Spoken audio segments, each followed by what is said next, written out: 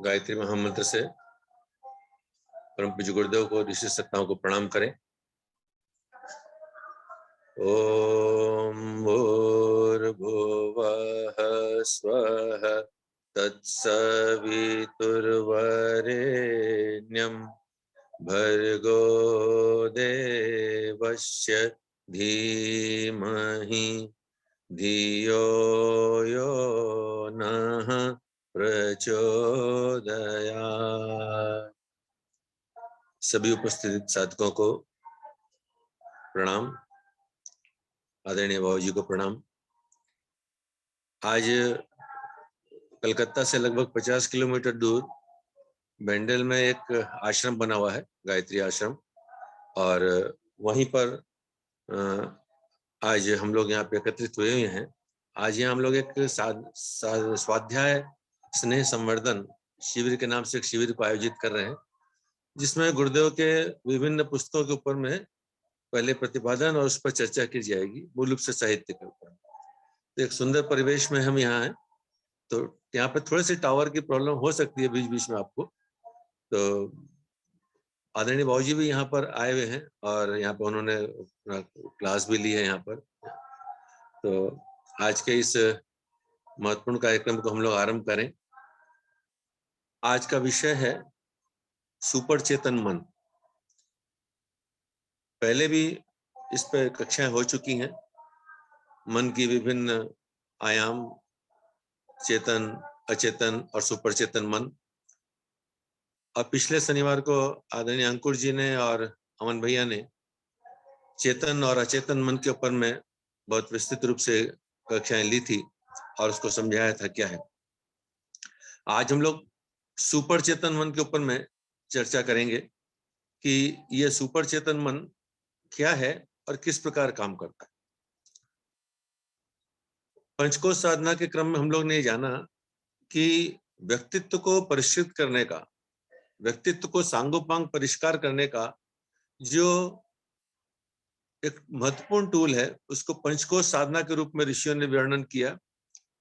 और उसके आज के समय में यह किस प्रकार व्यवहारिक और प्रासंगिक हो सकता है, इस पर परम पूज्य गुरुदेव ने शोध काम किया और गायत्री महाविज्ञान के तीसरे खंड के रूप में उस पर पूरा वर्णन दिया। इस पंचकोश साधना में अभी तक हम लोग जाने हैं कि अन्नमय, प्राणमय, मनोमय और विज्ञानमय, आनंदमय, ये 5 कोश मनुष्य के शरीर के होते हैं।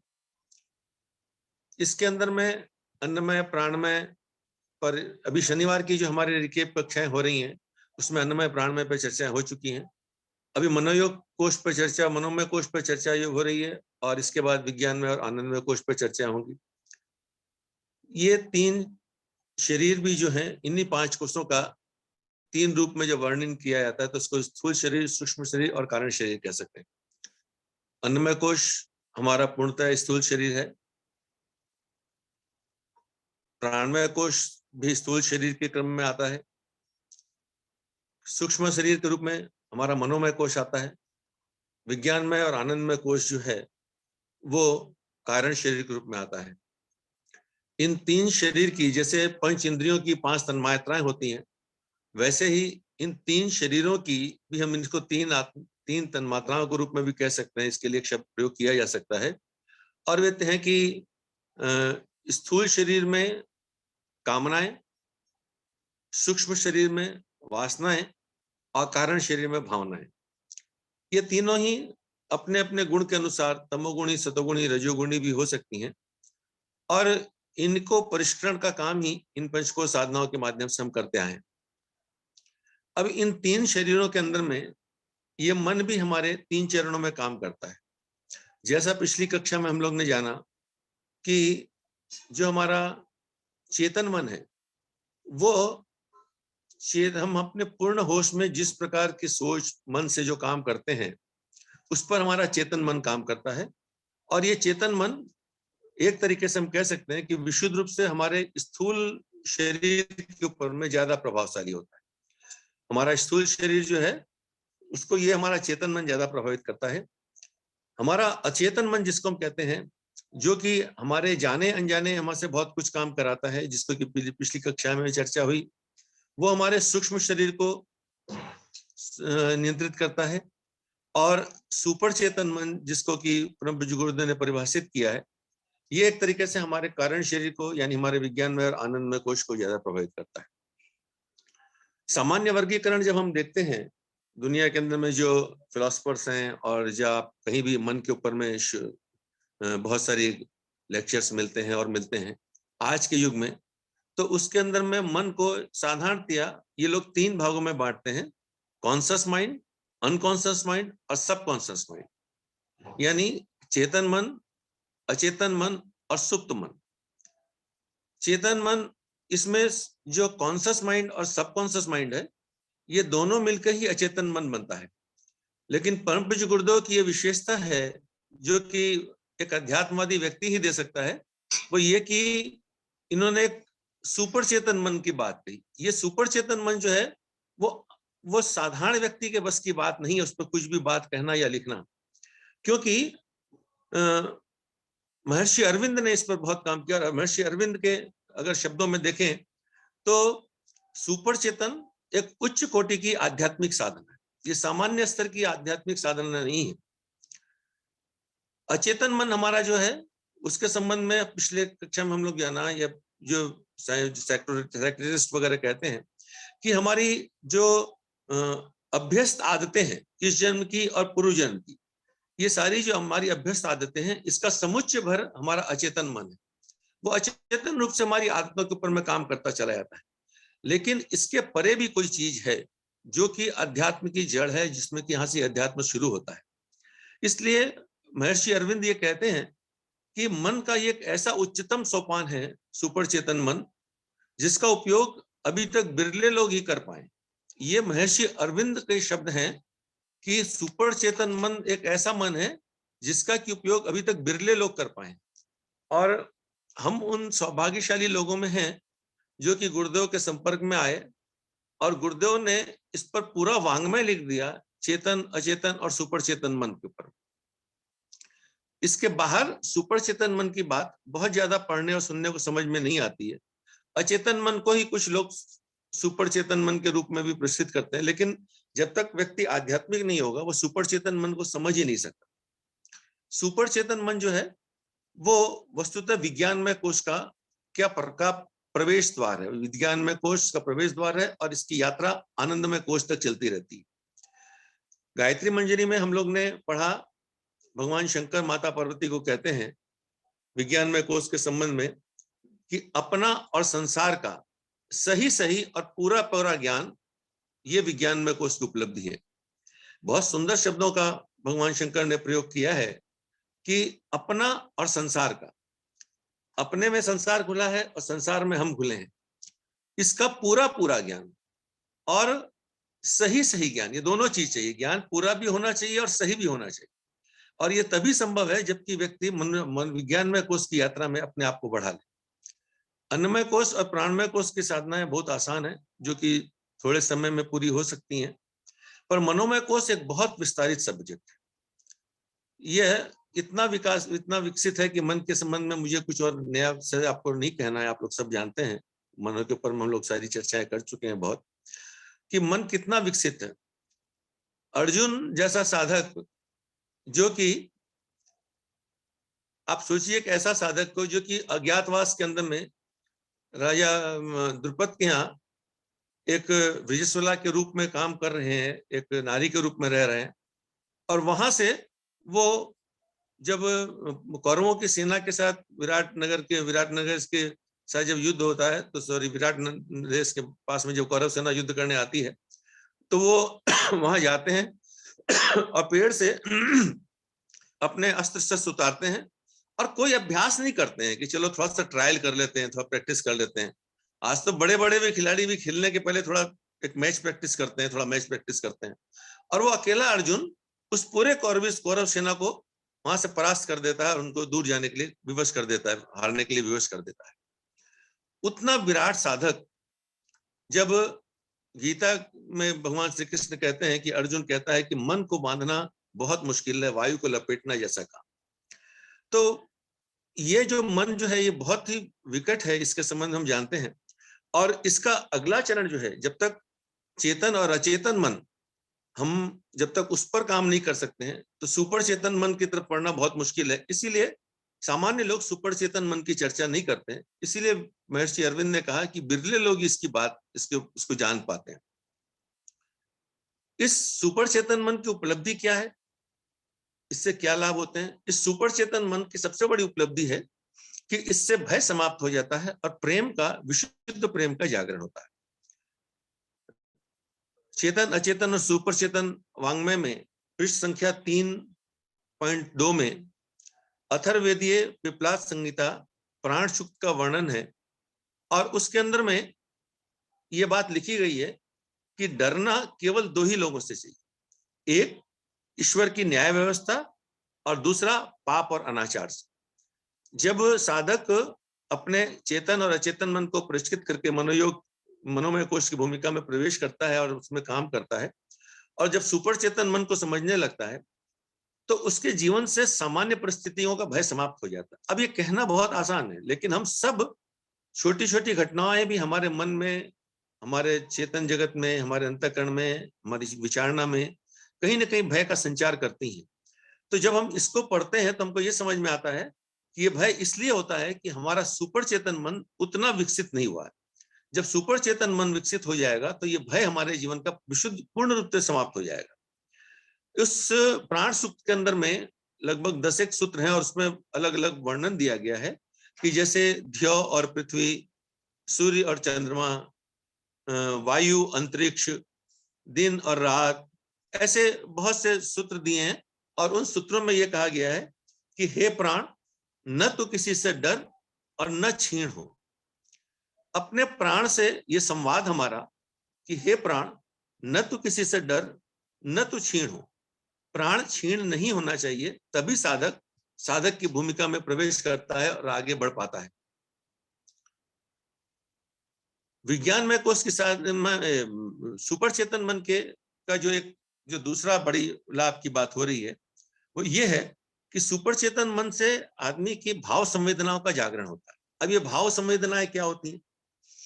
सामान्य क्रम में हम लोग मन में उठने वाले जो भाव, अच्छे या बुरे भाव हैं, उनको हम लोग भाव संवेदना कह लेते हैं। वस्तुतः ये भावुकता है, ये भाव संवेदना नहीं है। भाव संवेदना एक बहुत बड़ी आध्यात्मिक शक्ति है, आध्यात्मिक दिशाधारा है, एक आध्यात्मिक टूल है। भाव संवेदना को समझने के लिए हम लोग ये देखते हैं, परम वंदनीय जब हम लोग नादयोग करते हैं तो नादयोग के पहले परम वंदनीय माता जी 1-2 मिनट की कमेंट्री देती हैं। हम लोग नादयोग में तो सीधा म्यूजिक में बैठ जाते हैं और कोई म्यूजिक सुनते हैं, आंख बंद करके उसके सामने बैठ जाते हैं और लगभग हमको पता है कि 15 मिनट तक ये म्यूजिक चलेगा और उसके बाद हम उठ जाते हैं और हमको लगता है कि बहुत आनंद हमको मिल गया। वस्तुतः नादयोग के पहले जो माता जी की कमेंट्री है ये बहुत महत्वपूर्ण है और ये सुपर चेतन मन को विकसित करने का एक बहुत अच्छा टूल। उस कमेंट्री में वंदनीय माता जी कहती हैं कि जीवन की संवेदनाएं सूख जाने पर जीवन नीरस हो जाता है। भाव संवेदनाएं जाग जाएं तो मनुष्य और भगवान के बीच दिव्य आदान प्रदान शुरू हो जाता है। अब यहां से हमको समझ में आना चाहिए कि ये किस भाव संवेदना की बात कर रही है। भावनाएं तो हमारे पास बहुत है, लेकिन उन भावनाओं से क्या हमारे और भगवान के बीच में संवाद शुरू हो पा रहा है? हमें अपने से प्रश्न करना चाहिए। अगर हमारे और भगवान के बीच में संवाद नहीं शुरू हो पा रहा है, मतलब कि ये हमारी लौकिक भावनाएं हैं। जब आध्यात्मिक भावनाएं जब जगती हैं तो वहां भाव संवेदनाओं की बात आती है। और इसीलिए वंदनीय माता जी ने कहा कि नादयोग एक ऐसी चीज है। हम लोग ने नादयोग के संबंध में भी पढ़ा, विज्ञान में कोर्स की साधना के संबंध में पढ़ा और आने वाले सेमेस्टर्स में हम लोग आने वाले दिनों में फिर विज्ञान में कोर्स में जब जाएंगे तो उसकी साधनाओं में पढ़ेंगे कि नादयोग क्या है। जैसा कि बताया गया कि सृष्टि का हर कण में एक नाद है और उसके अंतर तक पहुंचना ही नादयोग की साधना होती है। और जब वो नाद, वो शब्द परमात्मा का हमारे जीवन में आने लगता है तो भाव संवेदनाएं जागने लगती हैं और उस दिव्य नाद को हम अपने सुपर चेतन मन के द्वारा सुन पाते हैं। ये जो हम म्यूजिक सुनते हैं ये तो अपने कानों से सुनते हैं और ये आहत नाद है। दिव्य नाद अनाहत नाद है, और उसको हम अपने अंतःकरण की भावनाओं से उसको सुन पाते हैं। और जब वह सुनते हैं तो विश्व की सारी वाणियां हमको अपने आप समझ में आने लग जाएंगी, साधकों की उस स्थिति पे पहुंचते चले आएंगे। जैसे परम पूज्य गुरुदेव के साथ हम कहते थे कि गुरुदेव के पास कोई व्यक्ति जाके जाता था तो वो अपने मुंह से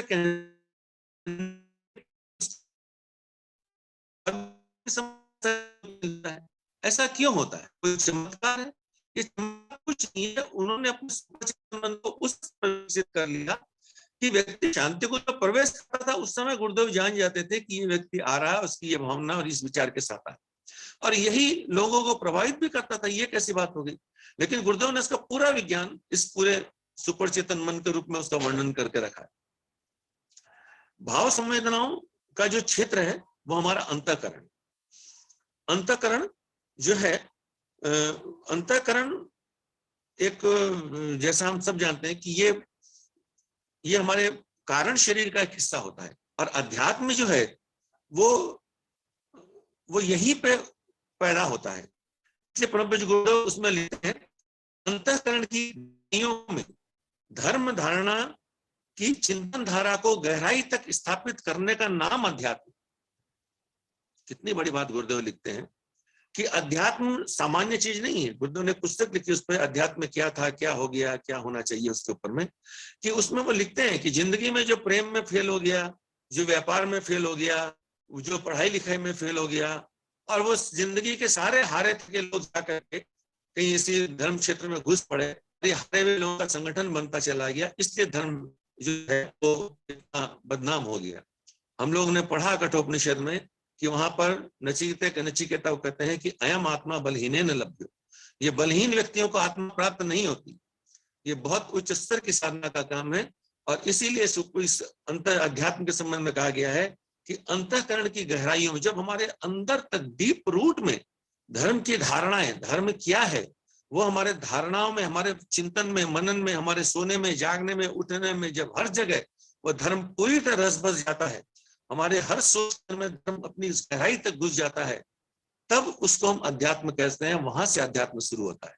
उसके पहले की सारी चीजें जो है वो धार्मिकता और आस्तिकता के शब्दों के अंदर प्रयोग की जा सकती है। उनको हम धार्मिक कह सकते हैं।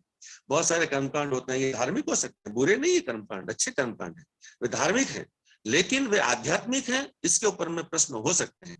और साधकों को उस गहराई तक पहुंचना चाहिए, और उस गहराई तक पहुंचने से ही मनोमय कोश में जो हमारा सुपर चेतन मन है उसके विकास की बात यात्रा में हम पहुंच सकेंगे।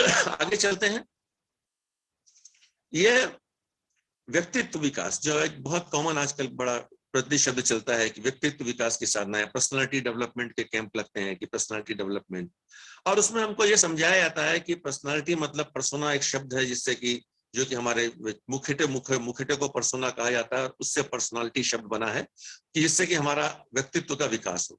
लेकिन वहां भी हम जिस व्यक्तित्व की बात करते हैं वो हमारा बहिरंग का हिस्सा है, बाहर का हिस्सा उस व्यक्तित्व की बात करते हैं। तो व्यक्तित्व विकास की साधना में सबसे महत्वपूर्ण पक्ष जो है वह है अपना अंतःकरण। जब आदमी के अंतःकरण में परिवर्तन आता है, वाल्मीकि जो है, रत्नाकर डाकू से वाल्मीकि बनने की जो घटना है वह पर्सनालिटी डेवलपमेंट है। पर्सनालिटी डेवलपमेंट ये नहीं कि हम कैसे बनते हैं, कैसे उठते हैं, कैसे बैठते हैं, ये तो बाहरी व्यक्तित्व की साथ, लेकिन रत्नाकर डाकू से वाल्मीकि बनना ये व्यक्तित्व विकास की साधना है। और इस व्यक्तित्व विकास की साधना जो है आदमी के अंतःकरण में होती है। भगवान जब कभी आदमी के पास में आता है तो उसके अंतःकरण में आता। हमारे यहाँ नारद जी को हमारे सिनेमा जगत ने बहुत गलत काम किया है सब चीजों को, और कई जगह तो सिनेमा जगत ने क्या कहा, हमारे धर्म क्षेत्र के लोग भी नारद को जो है वो एक विदूषक के रूप में और लोगों को लड़ाने के रूप में प्रयोग करते रहते हैं। लेकिन जितने भी उदाहरण आप जिंदगी में देख लीजिए जो हमको पढ़ने में आते हैं हमारे शास्त्रों में और लोक कथाओं के अंदर में, कि नारद जिनके भी संपर्क में आए उनके जीवन में आमूल-चूल परिवर्तन हुए। नारद प्रहलाद के संपर्क में आए, नारद अंगुलीमाल के संपर्क में आए, ये रत्नाकर डाकू के संपर्क में, जिनके भी संपर्क में नारद आए उनके जीवन में आमूल-चूल परिवर्तन होता चला गया कि नारद ने अंतःकरण छुआ। परम पूज्य गुरुदेव के संपर्क में जो व्यक्ति आए उनमें जबरदस्त परिवर्तन हुआ। हम में गायत्री पूजा से जो करोड़ों व्यक्ति हैं, और हर व्यक्ति ये कह सकता है कि हम गुरुदेव से जुड़ने के बाद हमारे जीवन में एक परिवर्तन आया। और गुरुदेव ने भी इस बात का दावा किया है कि मैं तुमको पूरी तरह से ठीक हुए कि नहीं हुए ये तुम्हें नहीं कह सकता बेटा, लेकिन जिस दिन तुम हमसे जुड़े उस दिन अगर तुम्हारे जीवन में अगर 100 में से अगर 50 बुराइयां तुम्हारे जीवन में रही होंगी तो जुड़ने के बाद 51 बुराइयां नहीं हुई हैं, वो 39 हो सकती हैं, 48 हो सकती हैं, 40 हो सकती हैं, 30 हो सकती हैं। ये तुम्हारी अपनी साधना पर निर्भर करता है, पर वो बढ़ेंगी। यूं कि गुरुदेव ने हमारे अंतःकरण को छू दिया। अंतःकरण को छूने के बाद में उसके अंदर में विकास की संभावना रहती है। वो साधक को अपने प्रयास से करना पड़ता है। गुरुदेव की चेतना तो हमेशा काम करती रहती है, साधक को अपना प्रयास करना पड़ता है, और इसी का नाम व्यक्तित्व विकास की साधना है। जब व्यक्तित्व का विकास होता है तो वो कैसे पता चलेगा? तो इस मांग में परम पूज्य गुरुदेव ने लिखा है कि घनिष्ठता और आत्मीयता। जब हमारे जीवन में घनिष्ठता बढ़े और आत्मीयता बढ़े, हम में से हमको हर व्यक्ति कुछ अच्छियां देखने का मौका मिल जाए। गुरुदेव भी कहते थे, बेटा जो भी व्यक्ति मेरे पास आया है, गुरुदेव ने यही किया, हम में आप में से हर एक की अच्छाइयों को उछाल, हमारे आपकी बुराइयों को गुरुदेव ने खत्म नहीं कर सके, लेकिन अच्छाइयों को उछाल दिया। जब अच्छाइयां उछल जाएंगी तो बुराइयां धीरे धीरे आदमी का उसमें आकर्षण कम हो जाएगा, और आकर्षण कम हो जाएगा तो धीरे धीरे क्रमशः दूर होती चली आएगी। लेकिन अगर कहीं जीवन में हमारे कोई भी एक अच्छाई रही हो तो गुरुदेव ने उस अच्छाई को बढ़ाया। इस चीज को हमको और आपको समझना चाहिए। हमारे व्यक्तिगत जीवन में, हमारे पारिवारिक जीवन में, हमारे व्यावसायिक जीवन में, हमारे सांसारिक जीवन में, हमारे आध्यात्मिक जीवन में, हर जगह हमारे पास जो व्यक्ति मिलते हैं उनके अंदर में अच्छाइयां और बुराइयां दोनों हैं, और हम उनकी बुराइयों को बिल्कुल दूर नहीं कर सकते। उसको उसकी साधना और उसका पुरुषार्थ ही दूर करेगा, लेकिन उसके अंदर की कोई भी एक अच्छाई है तो उस अच्छाई को बढ़ाने के लिए हम लोग कुछ काम कर सकते हैं। एक उदाहरण में आदरणीय बाबू जी ने परम पूज्य गुरुदेव का एक उदाहरण प्रस्तुत किया था, मुझे बहुत स्मरण रहता है, बहुत अच्छा लगता है कि परम पूज्य गुरुदेव से एक व्यक्ति ने पूछा कि अगर किसी की कोई अच्छाई ना समझ में आए तो हम क्या उसकी अच्छाई का वर्णन करें, तो क्या हम उसकी चापलूसी करें? तो गुरुदेव ने कहा, नहीं बेटा, ये नहीं, चापलूसी नहीं करनी। हम उसको ये तो कह सकते हैं कि भाई साहब आपका कुर्ता बहुत अच्छा लग रहा है। तो कुर्ता उसका अच्छा हो ही सकता है, कोई भी कुर्ता हमको अच्छा लग सकता है। ये तो हम कह सकते हैं कि आपके कपड़े बहुत अच्छे लग रहे हैं, आपके चेहरे की कोई और चीज बहुत अच्छी लग रही है। यानी उसके जीवन में कोई तो एक अच्छी चीज दिख रही होगी, जो अच्छी चीज दिख रही होगी उसका हमको वर्णन करना है। और जब ये बात बढ़ती है तो घनिष्ठता बढ़ने लगती है। उसका लाभ ये होता है कि उस व्यक्ति से हमारी घनिष्ठता बढ़ती है। और जब हम किसी व्यक्ति की निंदा, बुराई, चुगली ज्यादा करते हैं तो वह व्यक्ति हमसे एक कदम दूर हो जाता है, हमसे दूर चले जाता है, यह कम होने लग जाती है। तो अंतर का जब व्यापक विकास होता है तो साधक के अंदर में घनिष्ठता और आत्मीयता बढ़ने लग जाती है। इसीलिए परम पूज्य गुरुदेव का ये महत्वपूर्ण कोटेशन आप लोग ने बहुत जगह पढ़ा और सुना और बहुत जगह बताया होगा कि बेटा हमने प्यार खरीदा, हमने महंगा प्यार खरीदा और सस्ता बेचा है। परम पूज्य गुरुदेव ने हम लोग को जो कुछ दिया उसके लिए उन्होंने कितनी तब साधनाएं करी, लेकिन हमको थोड़े से प्रयास से, थोड़े से पुरुषार्थ से, हमारी थोड़े से निवेदन पर हमको सब कुछ देते चले गए जिसकी हमको और आपको जरूरत पड़ती। आगे और बढ़ते हैं, इस अंतःकरण को विकसित कैसे करें? तो इस अंतःकरण को विकसित करने का सूत्र परम पूज्य गुरुदेव उसमें लिखते हैं कि इसको विकसित करने का सूत्र है भक्ति योग। भक्ति योग से अंतःकरण का विकास होता है। 3 तरह के योग बताए गए हैं, कर्म योग, ज्ञान योग और भक्ति योग। कर्म योग से हमारे शरीर का विकास होता है। गुरुदेव उसमें लिखते हैं कि कर्म योग से शरीर का विकास होता है। हम कोई भी काम करेंगे तो निश्चित रूप से शरीर के माध्यम से करेंगे, और जब शरीर से कर्म योग करेंगे तो हमारे शरीर का विकास होगा। ज्ञान से मस्तिष्क का विकास होता है। जब हम कुछ पढ़ते हैं, लिखते हैं, सुनते हैं, चिंतन करते हैं, मनन करते हैं तो उससे हमारे मस्तिष्क का विकास होता है। और भक्ति योग से अंतःकरण का विकास होता है।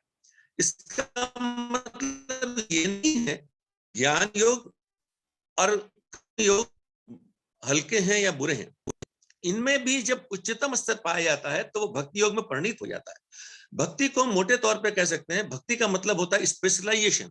जब कोई व्यक्ति किसी कार्य को करते करते उस कार्य को सिद्ध कर लेता है तो हम ये कह सकते हैं इस कार्य में उसकी भक्ति है, उसकी भक्ति सिद्ध हो गई है। अब कोई भी काम हो, कोई व्यक्ति व्यायाम करता है, व्यायाम करते करते उसकी भक्ति सिद्ध हो सकती है। जैसे परम पूज्य गुरुदेव ने बताया, उनके पिछले जन्मों का वर्णन जब किया तो उसके अंदर में एक तरफ तो कहते हैं कि दादा गुरु ने बताया कि हम कई जन्मों से आपके साथ हैं, लेकिन उसमें वर्णन 3 जन्मों का किया है।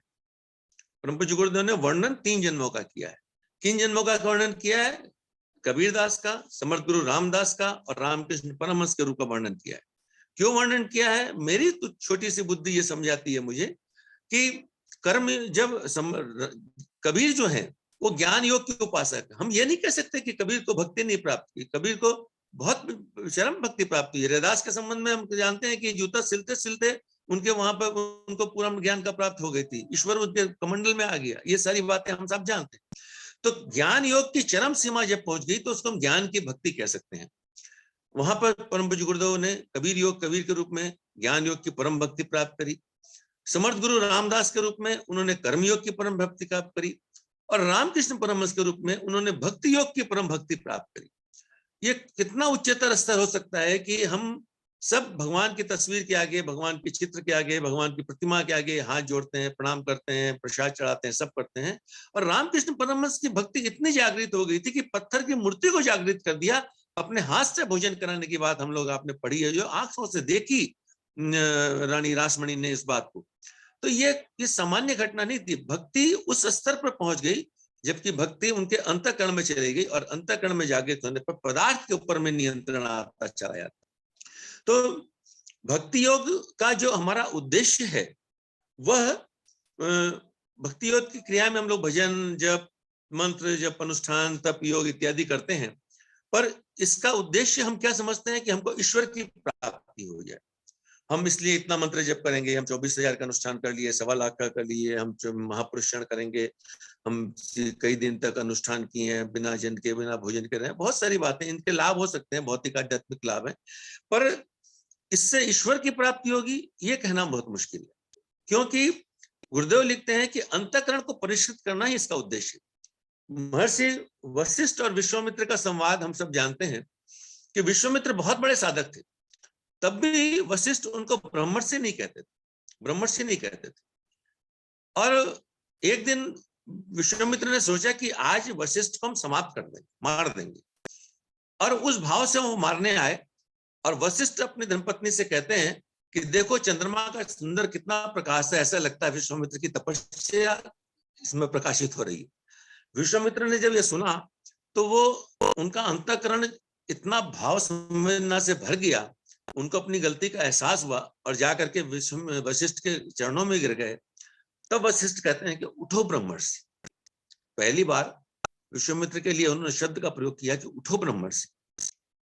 ये थोड़े शब्द ऐसे गला भर जाता है। तो यहाँ हम देखते हैं कि यह जो बात पूज्य गुरुदेव ने लिखी है कि भजन, प्रार्थना, मंत्र जप, अनुष्ठान, तप का योग का उद्देश्य ईश्वर को पाना नहीं, अपने अंतःकरण को परिष्कृत करना है।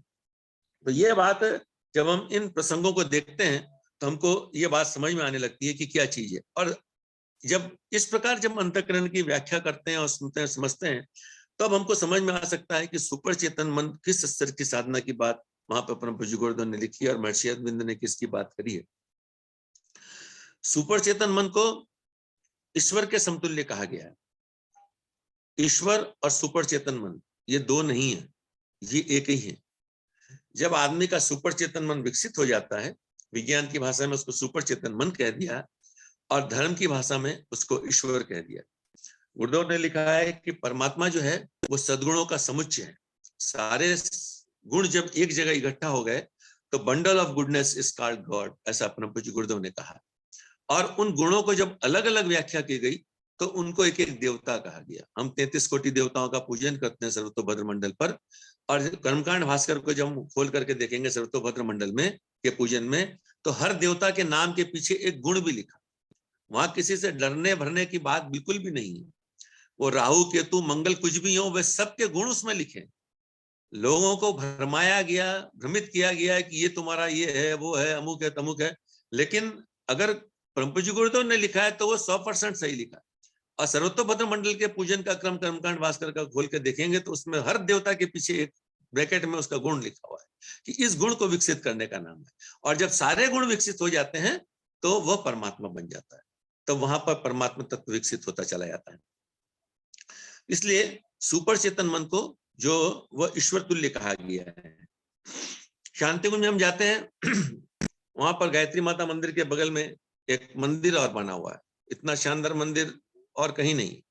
उस मंदिर का नाम परम पूज्य गुरुदेव ने लिखा भटका हुआ देवता का मंदिर, भटके हुए देवता का वो मंदिर है। और उस मंदिर में क्या है, उस मंदिर में कांच, बड़े बड़े कांच के वो कांच रखे हुए हैं, दर्पण रखे हुए हैं, और उस दर्पण के अंदर में हमको अपने आप को देखते हैं और देख के क्या करते हैं, अपने बाल संवार लेंगे, हमारे कुर्ता ठीक है कि नहीं, साड़ी ठीक है कि नहीं, ये देखेंगे तो कुछ लाभ नहीं है। उसके नीचे में कुछ स्लोगन लिखा हुआ है, कुछ कैप्शंस लिखे हुए हैं, उनको जब साधक पढ़ता है और दर्पण में अपने आप को देखता है तो ये दर्पण साधना कहलाती है। ये दर्पण साधना में एक साधना का योग है जिसमें कि आदमी अपने अंदर के देवत्व को विकसित करता है। और उसके अंदर जो सूत्र लिखे हैं, अयम आत्मा ब्रह्म, प्रज्ञानम ब्रह्म, चिदानंदो हम, शिवोहम, तत्वमसि, ये सारे जो तत्व, ये सारे जो सूत्र दिए हैं इसमें वेदांत दर्शन के अंदर में, ये सारे के सारे उस परमात्मा सत्ता का वर्णन है जो कि परिष्कृत अंतःकरण में ही रहता है। उस परिष्कृत अंतःकरण में हम उस परमात्मा सत्ता के इन गुणों को विकसित करते हैं, तब वो उस परमात्मा सत्ता से हमारा संपर्क स्थापित हो पाता है, या कहें कि हमारा ट्रांसमिशन होने लगता है। हम हमारा व्यक्तित्व सामान्य व्यक्तित्व से हट करके उस परम चेतना के व्यक्तित्व के रूप में हम अपने आप को विकसित करते चले जाते हैं। परम पूज्य गुरुदेव आगे लिखते हैं कि ये भक्ति जब होती है, ये भक्ति जब अंतरंग में होती है, अंतरंग में होती है तो ईश्वर भक्ति कहलाती है, और जब बहिरंग में होती है तो उदार सेवा भावना के रूप में विकसित होती है। इस संसार की सेवा आदमी दो कारणों से कर सकता है। एक तो कारण यह है जिसको कि गुरुदेव ने कहा पदार्थ की सेवा। पदार्थ की सेवा, किसी को भोजन करा देना, किसी के लिए स्कूल खोल देना, ये कर देना, ये सब पीड़ा निवारण सेवा है। आदमी के पीड़ा को किसी प्रकार दूर किया जाए, उसको दवाई दारू देना, अस्पताल खोलना, इन सब को परम पूज्य गुरुदेव ने पीड़ा निवारण सेवा की बात कही। ये पीड़ा निवारण सेवा भी बहुत अच्छी चीज है, ये कोई बुरी बात नहीं है, इनकी भी बहुत आवश्यकता है। और ये पीड़ा निवारण सेवा भी हर व्यक्ति नहीं कर सकते।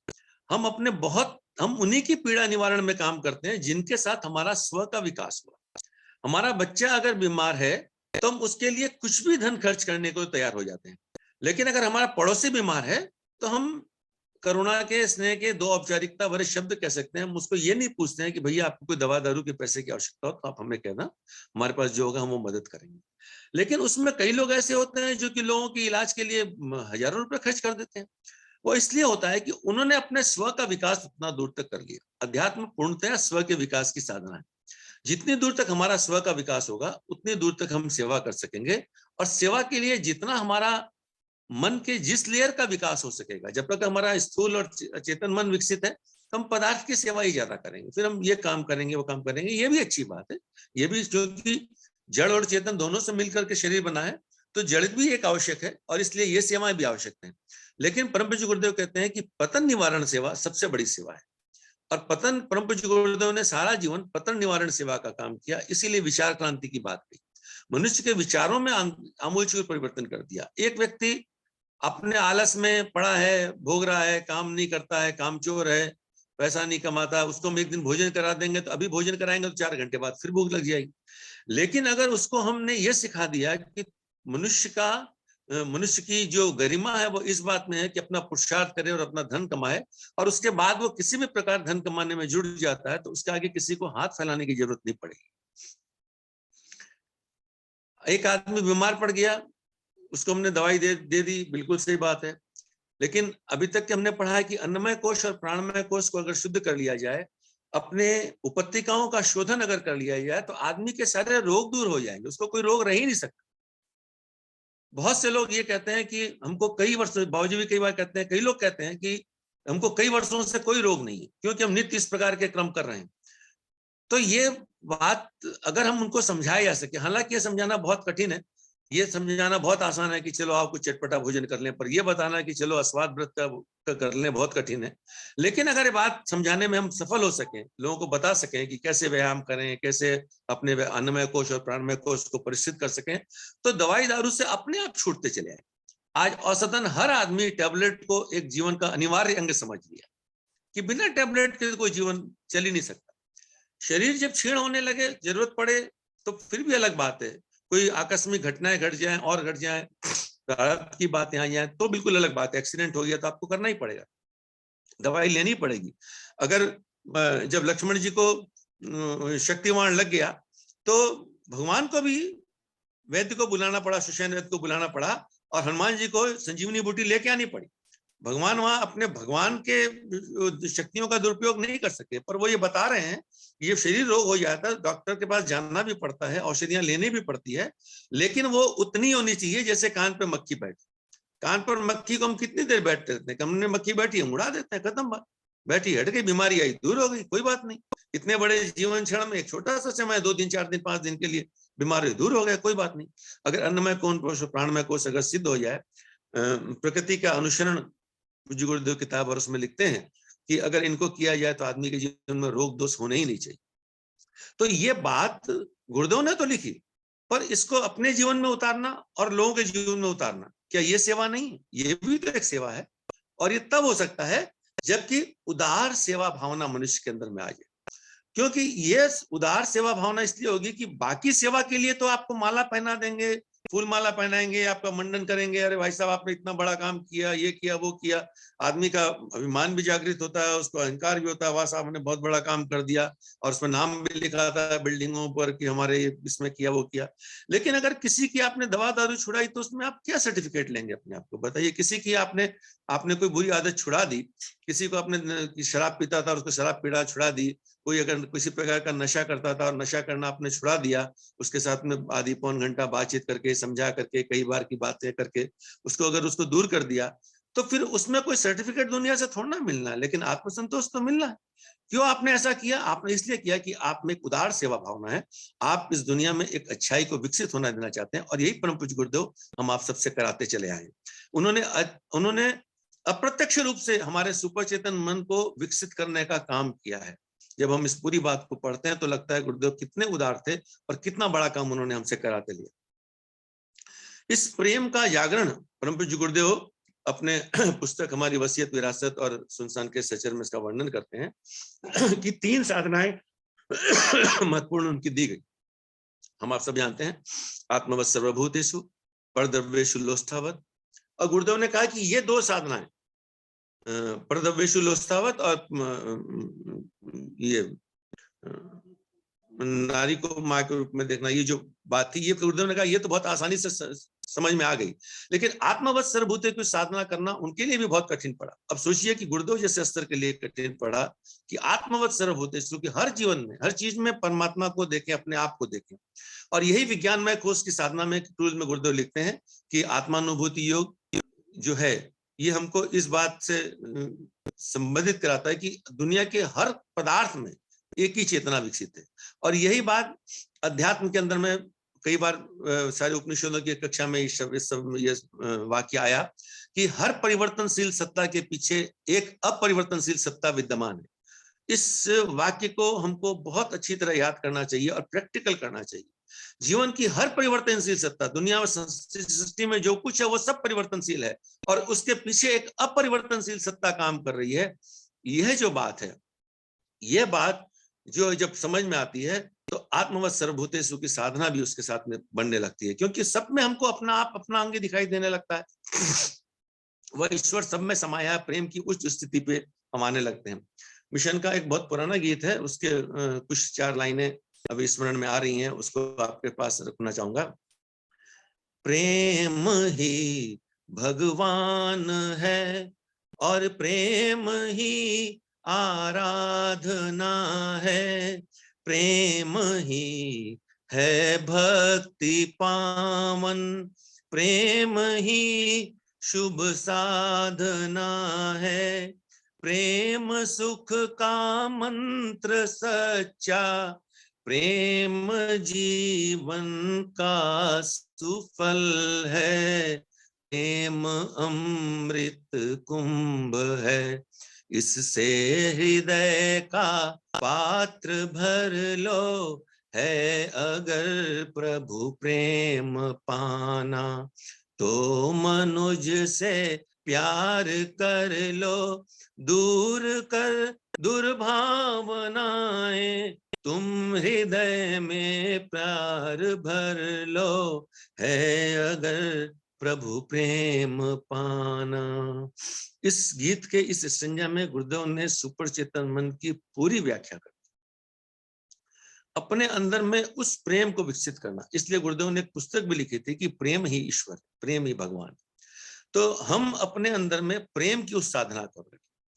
इस सुपर चेतन मन को विकसित करने के लिए एक बहुत अच्छी पुस्तक है, आप में से कई लोगों ने पढ़ी होगी, वो समाधि के सोपान। ये पुस्तक ये पुस्तक है, अगर आपको इसमें से दिखाई पड़ रही हो तो, समाधि के सोपान इस पुस्तक का नाम है।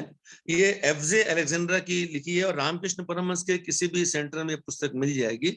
इस पुस्तक के अंदर में एक एक दो दो पन्ने के एक एक लेख हैं और उसमें ये एफजे अलेक्जेंडर जो है ये एक बहुत बड़े साधक हुए। उनका नाम बहुत ज्यादा नहीं हुआ, लेकिन वो गुमनाम ही अपने आप को रखते थे और बहुत ही छोटी कम आयु में इन्होंने वो परमात्मा के साथ अपने संबंध स्थापित करने की बात कर ली। तो ध्यान में ईश्वर की चेतना किस प्रकार, गुरु की चेतना किस प्रकार काम करती है, इसके हर लेख में वही लगते हैं कि ध्यान में कुछ गुरुदेव की चेतना ने हमको ये कहा, ध्यान की चेतना में ये क्या। और वे कोई शब्द सामान्य नहीं थे कि आप तुम्हारे हाथ पैर के कष्ट दूर कर देंगे, अमुक तमुक। ये इस पुस्तक को अध्ययन हर किसी को पढ़ना चाहिए। बहुत छोटी सी पुस्तक है, सब मिला करके ये लगभग 77-78 पेज हैं इसके अंदर में कुल मिलाकर के। और इसमें जितने भी लेख हैं वो बहुत शानदार लेख हैं। आप अपने बेड के पास में रख लीजिए, सोते समय एक लेख इसका पढ़ लेंगे तो बहुत आनंद आएगा आपको कि, और उस परमात्मा चेतना के साथ अपना जब संपर्क स्थापित होता है तो वह चेतना अंतःकरण में किस प्रकार काम करती है, किस प्रकार वह अपना रोल प्ले करती है, ये हमको इस पुस्तक से समझ में आने लग गया था। इसलिए मैं इस पुस्तक को आज ले आया। वैसे मैं इसको हमेशा रखता हूँ, बहुत लोगों को मैंने पुस्तक दी है, ये मुझे बहुत अच्छी पुस्तक लगती है, समाधि के सोपान। इंग्लिश में भी है, in the hours of meditation के नाम से इंग्लिश में भी है पुस्तक। मूल रूप से इंग्लिश में लिखी गई थी क्योंकि वो बाहर के थे और बाद में उसका ट्रांसलेशन हिंदी में किया गया, समाधि के सोपान। अन्य भाषाओं में है कि नहीं मुझे नहीं पता, लेकिन इन 2 भाषाओं में है और इसका अध्ययन हम सबको करना चाहिए, बहुत ही अच्छी बात। अब हम लोग लगभग इस विषय पर जितनी जानकारियां मेरे पास में थी, मैं अभी तक जानकारी शब्द का इसलिए प्रयोग करता हूं कि हम सब इसकी साधना कर रहे हैं, उसको हमने सिद्ध नहीं किया। जब तक सिद्ध नहीं होती है तब तक वो हर चीज जानकारी है। महर्षि अरविंद ने एक शब्द का प्रयोग किया है, अतिमानस चेतना का, अतिमानस का अवतरण।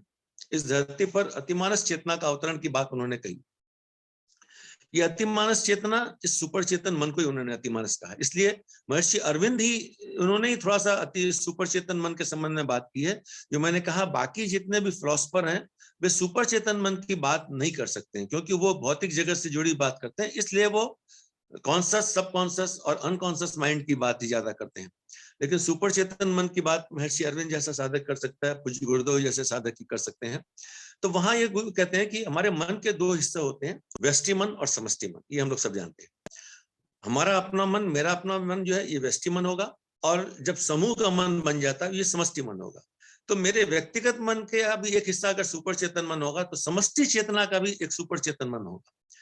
परम पूज्य गुरुदेव ने जो विश्व कुंडलिनी जागरण की बात कही अपने सूक्ष्मीकरण साधना के दौरान में, उस सूक्ष्मीकरण साधना में जो विश्व कुंडलिनी जागरण उन्होंने कहा कि मैंने विश्व की कुंडलिनी जागरण कर दिया है, तो ये विश्व की कुंडलिनी जागरण इसी रूप में प्रकट होगी। आज हम और आप सब जिस चर्चा को कर रहे हैं, जिस आध्यात्मिक चर्चा को कर रहे हैं, इस चर्चा के पीछे उनके उस विश्व कुंडलिनी जागरण की साधना का परिणाम है।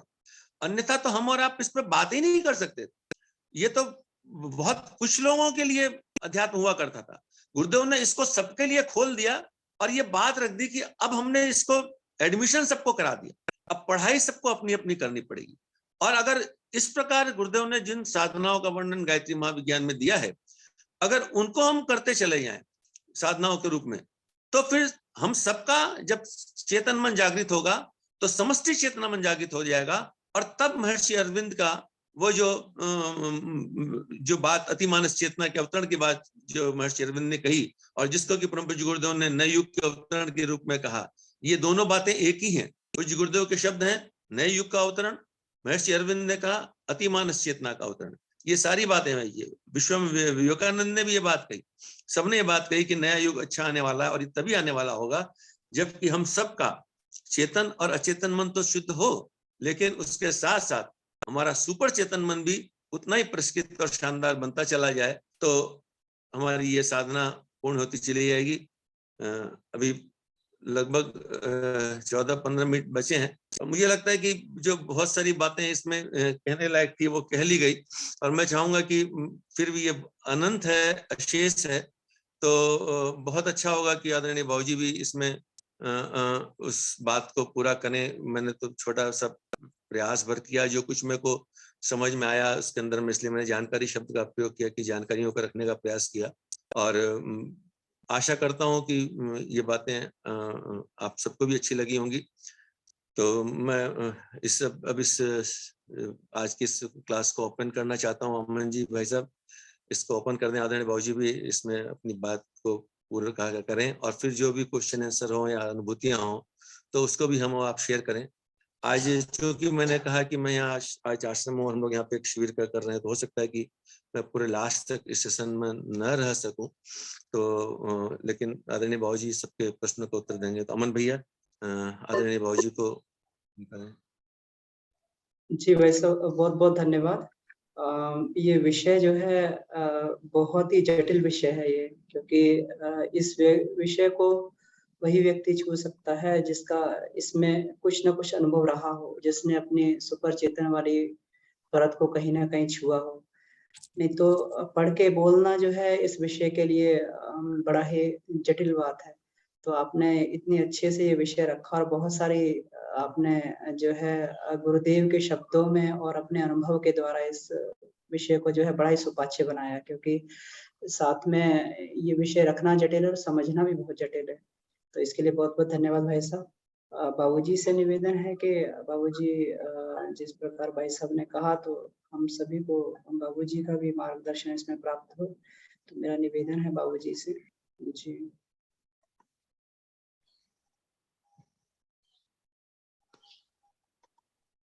जी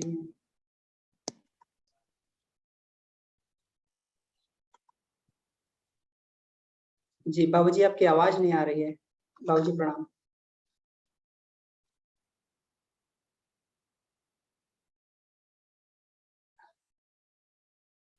आप इसमें मुझे लग रहा आप म्यूट पे हैं क्या? आप म्यूट पे हैं बाबूजी, आप जी अब सही है। हेलो। जी जी बाबूजी। जी, गोकुल भैया को प्रणाम, आपको प्रणाम, सारे सहपाठी लोगों को प्रणाम।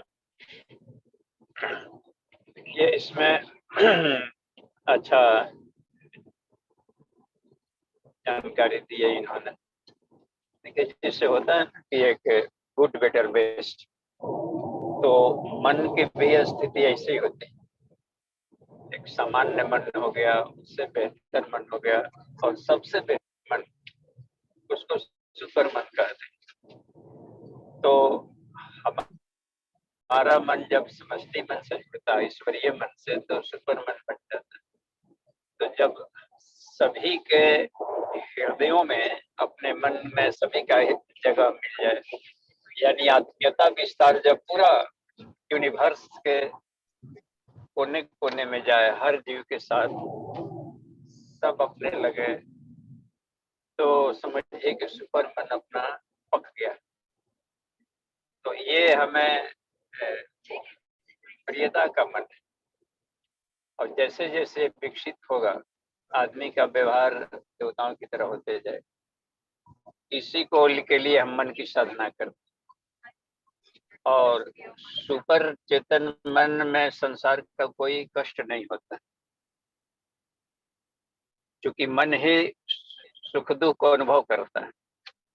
और आत्मा, सुपर चेतन मन यानी आत्मा का स्वभाव सुपर चेतन मन है, तो आत्मा को कोई कष्ट नहीं होता। तो जिस मन में ज्ञान की एक ऐसी भूमिका में हम जाएं कि संसार का कोई भी दुख कष्ट में प्रभावित न करे, तो कष्ट तो होगा, लेकिन वो रोने के लिए बाध्य नहीं करेगा। ज्ञान के द्वारा काटे जाते हैं सभी तरह के। हमें जो एक्सीडेंट दुर्घटनाओं में थोड़ी सी भी कष्ट नहीं हो रही थी, तो वो सिर्फ ज्ञान के द्वारा नहीं हो रही, तो उस मन को विकास होता है। विज्ञान में कुछ इसलिए कह दिया जाता है सुपर चेतन मन, कि वो स्नायु रसायनों को निकालता है और आत्मभाव विकसित करता है हर जगह। तो कोई प्रश्न है तो पूछा जाए इससे जुड़ा हुआ। जी, तो इसमें कोई भी प्रश्न है तो इसमें हैंड रेज़ किया जा सकता है या चैट में भी प्रश्न पूछा जा सकता है। जी। जी, हीर पटेल जी का हैंड रेज़ है। जी भाई साहब। हाँ जी। प्रणाम सबको, मेरे प्रणाम। मेरा मेरा प्रश्न ये था, अभी वो भाई साहब ने बताया कि अंतःकरण के डेवलपमेंट के लिए नाद योग एक अच्छी साधना है। तो मेरा क्वेश्चन ये है कि नाद योग में हमको म्यूजिक पे फोकस करना है कि कहीं और फोकस करना है?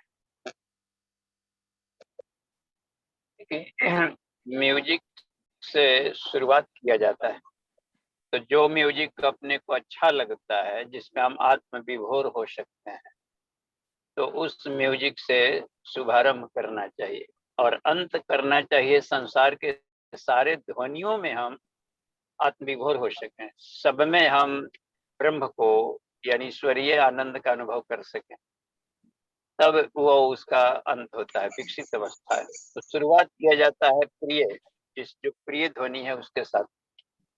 तो यहाँ ये शुभारंभ है।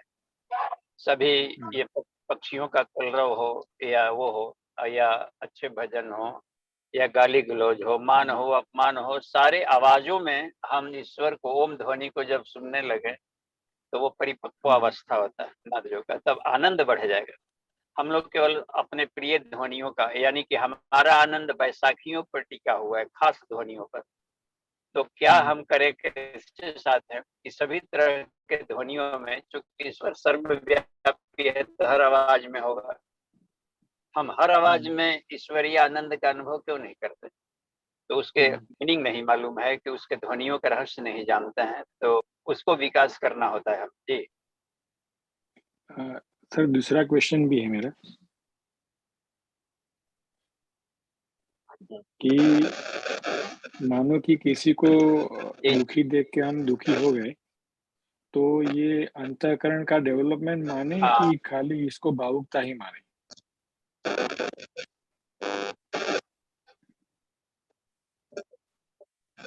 देखिए इसमें ऐसे समझा जा सकता है कि हमारे स्वभाव है, दुखी किसी को पीड़ित होकर के ना माने, वैसे जो अपना स्वभाव, अपने स्वभाव के लायक कहीं पर एटमॉस्फेयर आएगा तो अपना स्वभाव प्रभावित होगा। और जो जो व्यक्ति दुख दे रहा है किसी को, या कोई ईर्षा द्वेष में पड़ा हुआ है कि दूसरों को देख देख दुख देकर खुश होता है, ऐसे भी मिलेंगे पड़ोसी, ये खुश होता है कि चलिए वो वाला दुख में है तो उनको आनंद आता है। तो ये हमारी धार्मिकता के आधार पर हमारा इमोशन चल रहा है, जबकि ईश्वर जो आत्मा है, अपनी आत्मा का ही प्रकाश बाहर जाकर रिफ्लेक्ट होकर के आता है। हम चूंकि पीड़ित मानवता के प्रति हम नहीं चाहते कोई किसी को चोट करे, अपना स्वभाव है, ये अपनी आत्मा का प्रकाश है, तो वहां पर हाँ जी, तो इसे अपनी का पता चलता है कि मेरा स्तर क्या है। तो ये अच्छी चीज है, उसमें इसका और अभी विस्तार होते जाएगा। तो यदि सभी का साथ हृदय में जुड़ जाए, सभी के अंतःकरणों में, तो यही विस्तार हो जाएगा, उसके प्रति आदमी कुछ न कुछ करेगा। तो एक अच्छी स्थिति है, लेकिन ये अपने आत्मा का प्रकाश है जो लौट करके आ रहा है उस वस्तु से, उस दृश्य से। यहाँ पर सुख दुख कहीं भी नहीं है। कहीं पर मान लीजिए कि कोई दुख का नाटक कर रहा है तो भी हमारा आ जाएगा, हम चले जा सकते हैं इस भाव से। इमोशनल ब्लैकमेलिंग भी कुछ लोग करने लगते हैं। भिखमंगे कुछ वैसे भी छटपटाते रहते हैं, देखे कि छटपटा रहा था रोड पर, आप दूसरे दिन देखे कि वही जो हाथ पांव टेढ़ा बैंडेज बांधा हुआ था, कितनों को ले रहा था, फिर जाकर दारू पी रहा था, अब पी करके आकर रोड पर लुढ़का हुआ था, मैं प्रत्यक्ष देखा। तो बड़ा उससे ये होगा कि इमोशनल ब्लैकमेलिंग करके लोग लाते रहे। तो इन घटनाक्रमों से जबकि कोई नहीं रो रहा है वहां पर, तो ज्ञान की जैसी अवस्था आते जाती है अपने आप का, तो सुख दुख में हम आदमी समान रहने लगता है। जब सारे के सारे मनों में आदमी जुड़ जाए तो एक ही क्षण में लोग मर भी रहे और जी भी रहे। तो अपना मन जब सुपरचित में चेतन में बदल जाता है, तो न वो हर्ष में रहेगा न विषाद में रहेगा, एक अलग ही वो शांत और अस्थाई आनंद में रहेगा। उपचार करेगा अलग बात है, उपचार भी करेगा, जितना उसका अपना ड्यूटी है करेगा, लेकिन उसको भाव विह्वलता वैसी नहीं होगी जैसे कि एक सामान्य आदमी को होता है। Thank you sir. जी, डॉक्टर भी दुखी होता है, लेकिन माँ पिता जितना दुखी होता है अपने बेटे के रोग को देखकर, उतना डॉक्टर दुखी नहीं होगा। हालांकि डॉक्टर ही इलाज कर रहा है और बढ़िया कर रहा है, केयर भी रख रहा है उसका, लेकिन वो उस टाइप का नहीं रहेगा जैसे कि परेशान है, बेचैन है उनके गार्जियन जो लेकर के आए। तो यही, हाँ, एक शांत मौन और एक प्रसन्न अवस्था आती है सुपर मन।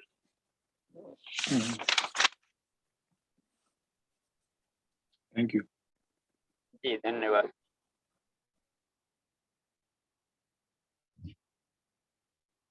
यहाँ संध्या, अभी हम साउथ कैरोलिना से में प्रवेश किए हैं, तो ये अमेरिका में इसमें अभी रात्रि को 8:27 हुए। तो ये सूर्यास्त हो चुका है, अभी थोड़ा ही है। तो हाँ, कोई और प्रश्न है तो पूछें। जी,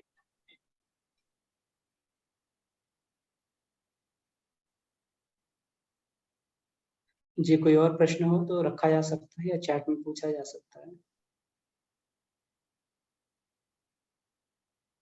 देखिए, सुपर चेतन मन को इसका तरीका है विकसित करने का कि अपनी आत्मीयता की खेती किया जाए, आत्मीयता का विस्तार किया जाए। बस यही एकमात्र उपाय है जो प्रज्ञोपनिषद में इसके विस्तार का तरीका है। पहले ही उपनिषद में उदालक ऋषि पूछते हैं वहां पर कि संकीर्ण स्वार्थपरता से ही दुख कष्ट होता है, सारे रोगों का जड़ होता है संकीर्ण स्वार्थपरता, और उसको उदार आत्मीयता में बढ़ा दिया जाए, माने अपने प्रेम को इतना विस्तार कर दिया जाए कि बस यूनिवर्स से भी आगे तक ले जाए।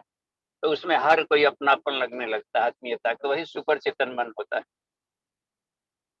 विस्तृत आत्मभाव का विस्तार को ही कहा जाता है। जब हर एक के लिए हृदय में अपना जगह हो, अपने हृदय में सबके लिए हो, तो आदमी एक दूसरे ढंग का व्यवहार करता है, अन्य जैसा रिएक्टिव व्यवहार नहीं करेगा। और ये होता है, जैसे गुरु जी के लिए कोई दोस्त नहीं दुश्मन। ईश्वर कैसे कहते हैं हमारा कोई शत्रु है न कोई मित्र है, कृष्ण ही बोल रहे हैं उसमें करने। तो वो स्थिति कैसे होगी? समभाव, शत्रु मित्र समभाव उसमें रख।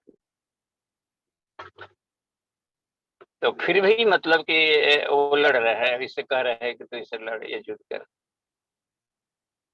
तो एक समत्व की स्थिति में ही साधक रहता है और प्रसन्न और शांत अवस्था में हमेशा रहेगा हर परिस्थिति में। तो आत्मीयता को विस्तार किया जाए, ये सुपर चेतन मन, अपना मन बढ़ जाएगा। समझते अपना मन जब विश्व के सभी लोगों के मनों से सारे विचार अपने विचार लगने लगेंगे तो रिएक्शन खत्म हो जाएगा। आदमी शांत और मौन अवस्था, तो जो मन रिएक्शन करता है वही हमारा अवचेतन मन, इसी को सफाई करनी होती। और आत्मा, शरीर मन आत्मा, तो जागृत अवस्था में हम जो कुछ भी सोच रहे हैं, वॉलंटरी नर्वस सिस्टम, इसको हम चेतन मन कह सकते। और जो शरीर के भीतर के सारे क्रियाकलाप को चला रहा है, जिसमें सारे हमारे संस्कार भी हैं, वो रुकावट डालते हैं हमको आत्मिक प्रेम करने में। सबसे प्रेम करने में अपना वो जो मन है, विकृत मन, भीतर वाला संस्कार वाला मन, वो रुकावट डालता है, वो परमार्थ करने में रुकावट डालता है। सबसे प्रेम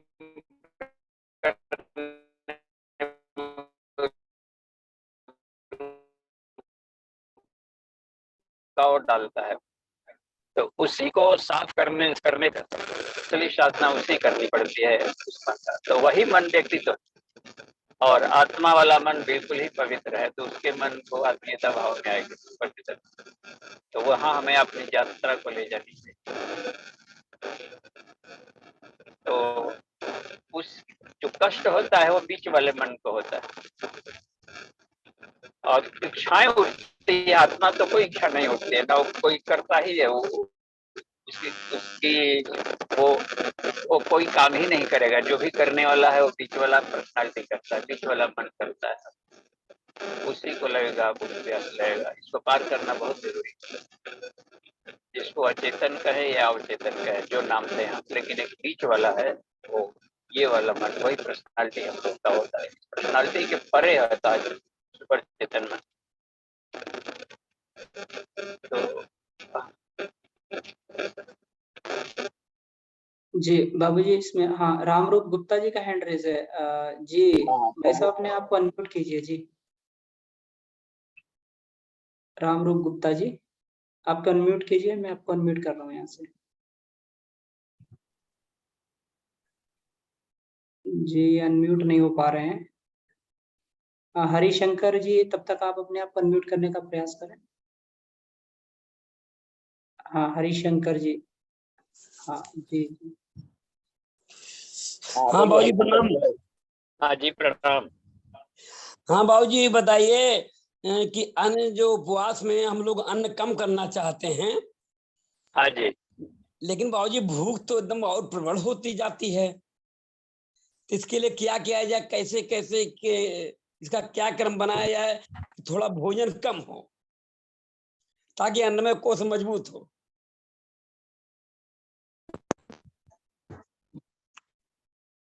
हाँ जी, हेलो रविशंकर जी। जी हेलो। हाँ जी बाबूजी। अब देखिए, भोजन में आप कम करना चाहते हैं। आवाज पहुंच रही है ठीक से कि जी कुछ गाड़ी का आवाज आने लगा? नहीं बाबूजी, एकदम साफ साफ आवाज आ रही है। अच्छा ठीक है। क्योंकि अन्न में तो कोष में देखिए, भोजन अनाज कम करना करना है। है तो क्वांटिटी, हाँ तो देखिए, एक तरीका तो ये है कि हम अपनी साधना तो काहे कम करना चाहते हैं। जी यूट्यूब मान लीजिए कि फास्टिंग करना है तो मन है कि कम करें। तो एक तरीका है कि जितना हमें कैलोरी की जरूरत है दिन भर काम करने का, तो उतना जी हमें शक्ति को लेना चाहिए। तो उपवास किया जाता है सिर्फ टॉक्सिन हटाने के लिए। शरीर में कभी वो डाइट खा वगैरह लेते हैं हम लोग, तो उसका विष तत्व बढ़ जाता है। उसको हटाने के लिए सिर्फ हल्का सा भोजन लिया जाता है ये कम। लेकिन ऐसा नहीं कि कमजोरी फील होने लगे, तो फिर जा करके अपने ही शरीर का मांस खाने लगता है ये। जैसे सिर्फ शासन वगैरह आप करेंगे साधना, तो वो तेजी से शरीर का मांस खाता है। तो इसलिए भोजन को हमें प्रॉपर लेना पड़ता है। तो यदि आपने अनाज कम किए तो जूस को बढ़ा दीजिए, फलाहार बढ़ा दें। केवल दूध पर रहना है तो दूध की मात्रा को बढ़ा दें। एनर्जी कम नहीं होना चाहिए जी। जी बाबूजी, नहीं नहीं बहुत सही, अब तो स्पष्ट हो गया एकदम कि मतलब कि किसी प्रकार से शरीर की ताकत भी बनी रहे, और इसके क्योंकि बाद शरीर भगवान का मंदिर है, और शरीर को कष्ट देने का मतलब होता है कि देवताओं को कष्ट देना। शरीर के भीतर जो देवता है, जी भाई। केवल हम ये देखना है कि मंदिर में हम कैसे ले जाते हैं कि तमुकुणी आहार नहीं ले जाते हैं, मांस मदिरा नहीं ले जाते हैं। शरीर को जी वही से बाबूजी, बचाना पड़ता है। तो शरीर नहीं को भगवान हमने का सोचा मंदिर कि मान अन्न, लें, हमने वो सोचा बाबूजी खेल। कि अन्न, जी हमने सोचा कि अन्न कोष में कि थोड़े थोड़े भोजन की मात्रा कम करनी चाहिए, ताकि अपन शरीर व्यवस्थित हो और अपना शरीर और स्वस्थ हो। लेकिन आपने जो ये बताया कि एनर्जी के लिए चाहिए। हाँ, आप देखिए, आप अपने आप को गला देंगे तो आंखें भीतर धंस जाएगी, तो डरावना नहीं लगेगा आदमी। नारायण नारायण जी। हाँ, तो ऐसा लगे कि डरावना न लगे, और हड्डी के साथ में चमड़ा मत रहे, बीच में मांस थोड़ा रहे। तो जी फिटनेस अलग चीज होता है और फैटनेस अलग चीज है। फैटनेस केवल ना रहे, फिटनेस रहे, जी खूब बढ़िया से रहे, तो आदमी लड़का सुंदर हैंडसम या ब्यूटीफुल लगते हैं, नर नारी अच्छा लगता है जी। बाबूजी, सांस को हाँ, अंदर करके ये जो मूल बंद है ये सब और जालंधर बंद ये सब लगाने में थोड़ा दिक्कत होती है, इसका कैसे किया जाए? सांस भर तो के तो हो जाता है आराम से, हम्म, लेकिन सांस बाहर निकालने के बाद अच्छा, क्या ये प्रयास से संभव हो जाएगा?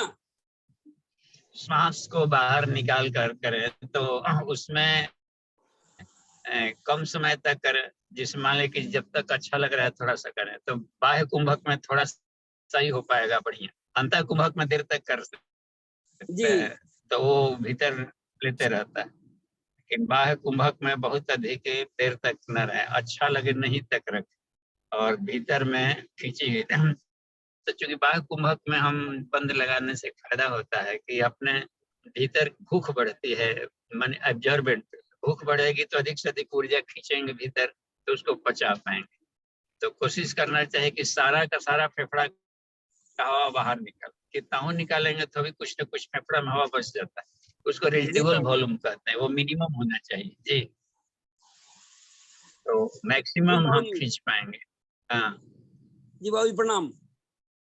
ठीक है जी, प्रणाम। जी राजेंद्र जी, आप अपना प्रश्न पूछ सकते हैं। जी बाबूजी प्रणाम। हाँ जी प्रणाम। बाबूजी, ये नाद युग में वो जब हम लोग करते हैं उसका मीनिंग क्या है? जो साउंड ध्वनि तो है, लेकिन वो गायत्री मंत्र जपा जाता या ओम हो जाता, उसका अंतःकरण में कैसा वो भाव होता है, कौन सा मीनिंग होता है? मैं तो उसमें गायत्री मंत्र कई बार संवाद देता हूँ, कई बार ऐसा होता है मेरे को। अमन जी क्या कहना चाह रहे हैं? जी बाबूजी, ये कहना चाह रहे हैं कि नाद योग में एक्चुअल हमें क्या करना होता है? जैसे ओम पर हमें ध्यान करना या गायत्री मंत्र जप करना होता है। ये कह रहे हैं कि कभी-कभी ये जो है इसमें गायत्री मंत्र जप को भी ऐड कर देते हैं, तो एक्चुअल नाद में क्या किया जाता है? जी देखिए, यहाँ योग शब्द नाद माने ध्वनि, और योग का मतलब होता है कि शांति और आनंद को पाना। तो अपने मन पसंद नाद ध्वनि के द्वारा हम लोग संगीत के द्वारा, धुन के द्वारा आनंद को प्राप्त करते हैं। जब सृष्टि के सारे ध्वनियों में हम शांति और आनंद का अनुभूति करने लगेंगे तो हमारा मन समष्टि मन बदल जाएगा, आनंद अखंड अखंड अखंडानंद हो जाएगा। तो इसका तरीका हम बताएंगे। तो प्रैक्टिकल होता है नवरात्रियों में, उसमें हम प्रैक्टिकल बताएंगे। इस बार की नवरात्रि में जो नहीं आ सकते हैं तो कोशिश करें, जो आप कभी नहीं आए हैं तो आए, क्योंकि आनंदमय कोश का मेडिटेशन है नाद योग। तो जैसे मान ली कि ओम ध्वनि है तो उसी को दिव्य कहा जाता है। देवी वाचम अजन्यंत देवा ताम विश्वरूपा पशोभरम, ये वेद का एक मंत्र है कि ओम दिव्य वाणी है और अजन्यंत देवा यानी उसी ध्वनि तरंगों से सारे संसार के सारी वस्तु में बनी हुई है, प्रकाश से सारे ऊर्जा बने हुए हैं। कख गंगा स्वर जितने बने हैं वही उसी केवल ओम ध्वनि से बने। तो वही आकाश तत्व से गुजरता है तो सारे स्वरों में बदल जाता है, अंग आंग इंग उंग ये सब बदल जाए। हवा वाले लेयर से गुजरेगा तो वही साउंड का हो जाता है रिफ्रैक्शन, और कंखंग अंग ऐसे सुनाई पड़ने लगेगा, 12 ध्वनियों में बदल जाता है। जी टन ठन डंडंग, हाँ जी। तो ये है कि सारे ध्वनियां ओम का ही रिफ्लेक्शन है। तो कोई भी आवाज आप सुने तो उसके अक्षरों में भीतर जाएंगे तो एक आनंद में अनुभूति होने लगेगी कि ओम ही ध्वनि सारे पशु पक्षी वगैरह सब बोल रहे हैं, तो बड़ा आनंद और मस्ती आने लगता है। तो हमें हर तरह के ध्वनियों का आनंद लेना चाहिए, न कि एक ही में फंस करके रह जाए, अपने आप को पैक कर दिया, बांध दिया कि इसी तरह के ध्वनि मिलेगा तो हम खुश रहेंगे, नहीं तो रोएंगे। तो यही होता है आनंद के बाउंड्री को विस्तार करना। जी जी जी बाबूजी, बहुत बहुत खूब बाबूजी, स्पष्ट हो गया। मैं मिलूंगा नवरात्रि में बाबूजी, आपको वेट कर रहा हूँ। जी रामरूप गुप्ता जी, जी अब अपने आप को अनम्यूट कर लीजिए।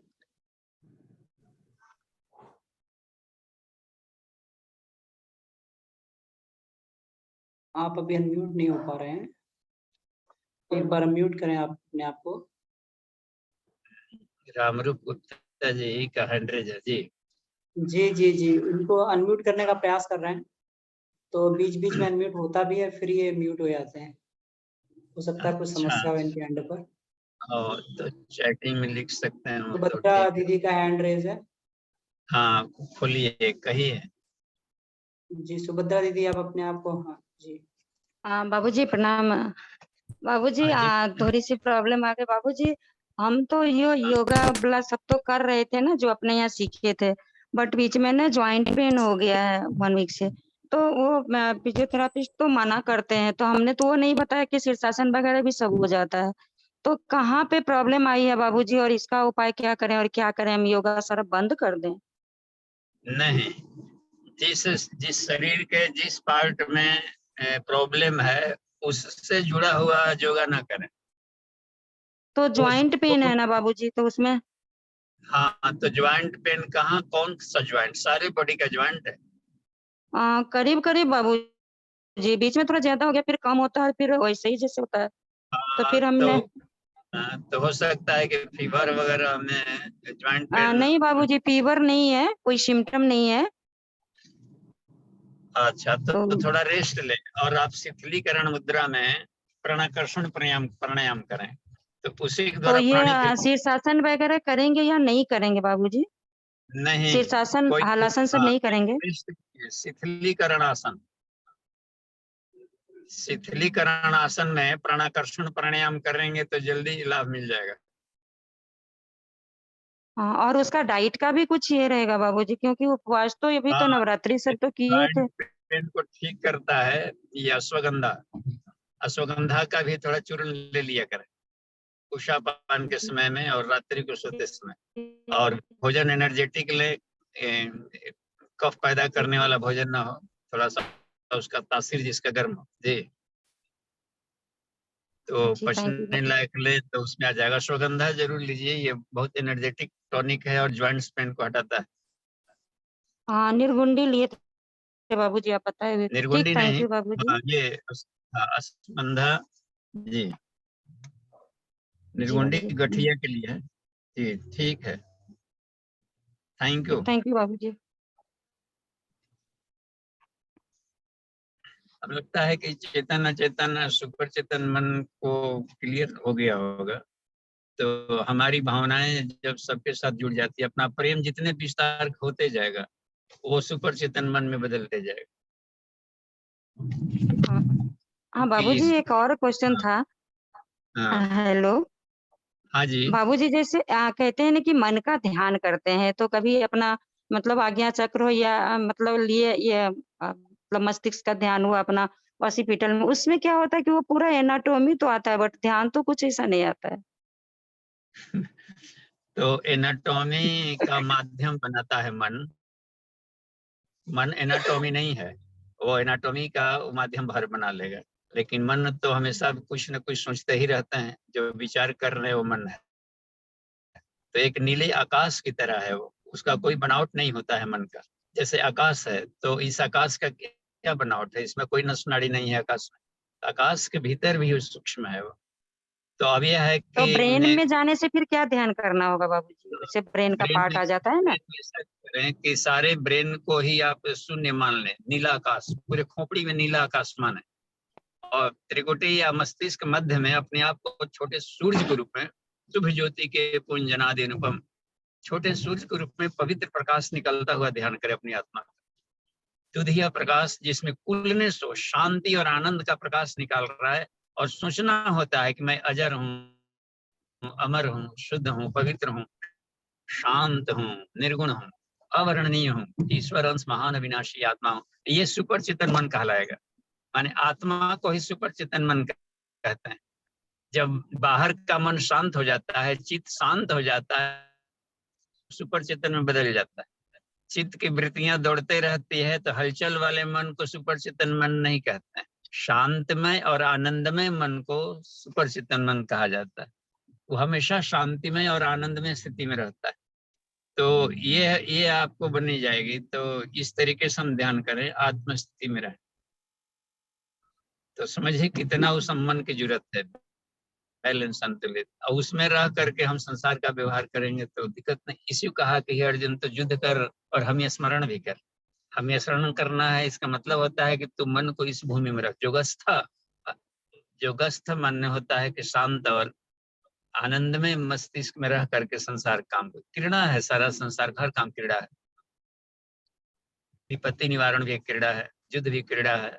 तो आनंद को ही आनंदमय, आनंद मग्न मन ही समष्टि मन है, सुपर चेतन मन। तो कौन नहीं चाहेगा कि वो वाला मन चाहिए कि हर हाल मस्त रहे। जी जी, थैंक यू बाबूजी, प्रणाम बाबूजी। जी, प्रणाम। जी रामरूप गुप्ता जी, जी आप अनम्यूट हो गए हैं, आप पूछ सकते हैं।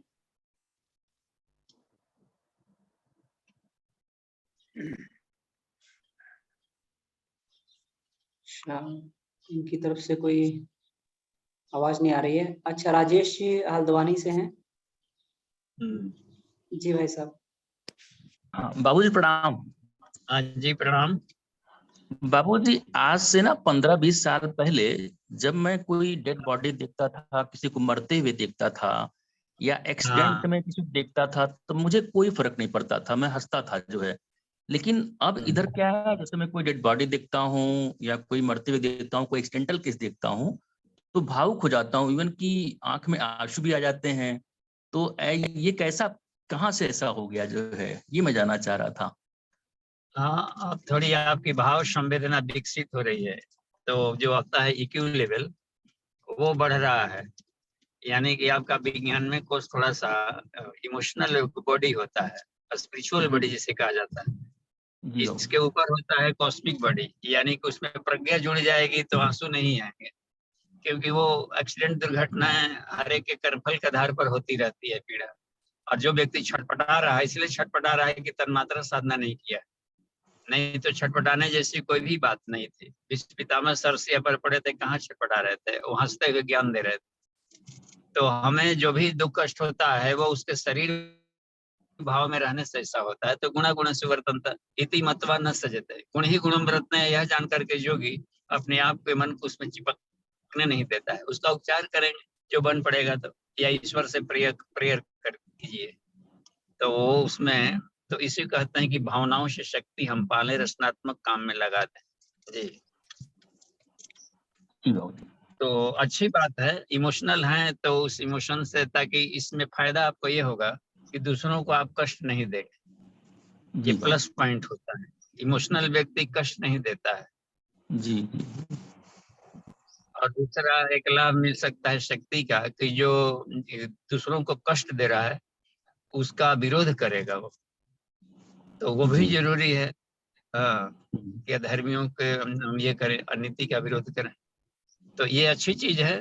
ये सफाई किए हैं, साधना किए हैं, तो ये भाव संवेदना का विकास होना बढ़िया है। जी ठीक, प्रणाम बाबूजी। जी, प्रणाम।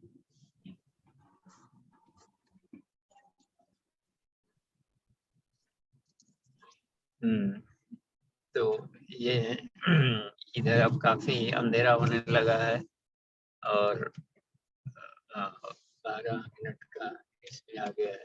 जी, तो जी, और कोई जानकारी? हाँ, और ये कोई प्रश्न हो तो पूछा जा सकता है।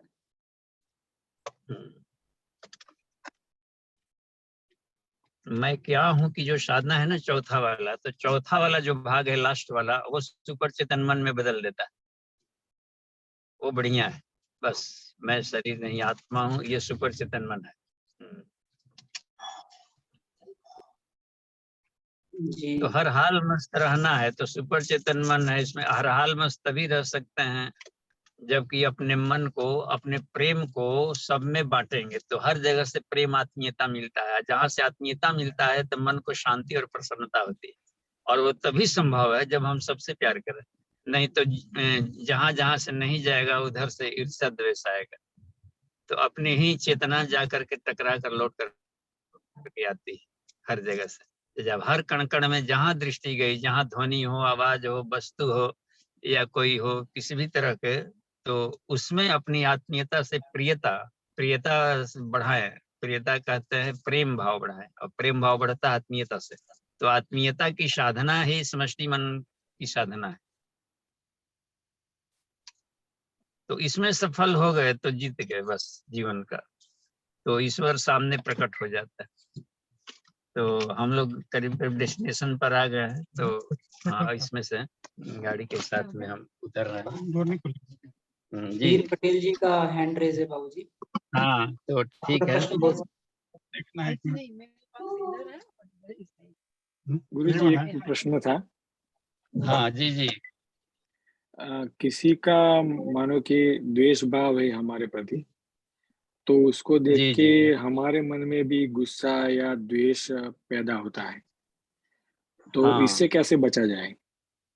अब इसे ये देखें कि उस काइंड हार्टेड को कोई हमसे द्वेष करता है तो उसके प्रति काइंड हार्टनेस आना चाहिए, क्योंकि उस बेचारे को वो अपने ढंग से भाव से देखेगा। क्योंकि हम तो एक अपने आप को यदि हम साधक मानते हैं तो हम चिकित्सक हो गए, डॉक्टर हुए, तो पेशेंट है, हर कोई अपने नजरिए से देखेगा। हम दूसरों के एंगल ऑफ विजन को नहीं चेंज कर सकते। सिर्फ यह है कि उसके प्रति हम रिएक्टरी नहीं होंगे, तो वो धीरे धीरे उसका द्वेष भाव खत्म हो जाएगा और हम उसके अनुकूल हो जाएंगे। एक तरफा झगड़ा नहीं होता है द्वेष। वो द्वेष दिया, हम भी द्वेष किए, तो इस द्वेष से और महा पोल्यूशन वहां पर पैदा होगा। तो यह है कि वो उसका एंगल ऑफ विजन है, उसका अपना नजरिया। हम अपना मूल्यांकन कर लें कि हम अपनी बुद्धि के अनुसार हम सही हैं, तो सही हैं। तो अब रह गया कि उनका नजरिया, उनका अपना देखने का। हर आदमी को हम संतुष्ट नहीं कर सकते, हम जिएंगे अपने ही तरीके से, लेकिन उसका हम रिवेंजिंग न लें बस। तो हम न्यूट्रल होकर के आगे बढ़ते चले, हम अपने रास्ते पर बढ़ते चले जाएंगे। तो वो देखेंगे कि उधर से कुछ नहीं हुआ और वो कभी विपत्ति पड़ा है, तो यदि हम हेल्प कर दें एक्चुअली, तो उसका द्वेष भाव खत्म होता है। Thank you. तो अब ये सामान्य सी चीज है, ये तो प्रेजेंस ऑफ माइंड की चीज है कि हमें क्या करना है, लेकिन हम रिएक्टरी ना बने, हम अपने उसकी बात भी ना माने। जब हम सही हैं तो हम उसकी बात भी नहीं मानेंगे, आगे बढ़ते जाएंगे अपने पर। तो इसको कहते हैं उपेक्षा भाव। तो उपेक्षा यानी न्यूट्रल गियर में रहकर अपने आप को आ जाए बस। हो सकता है कि उनके लिए हम उपयोगी नहीं होंगे, तो अपना देखने का नजरिया उनका। जी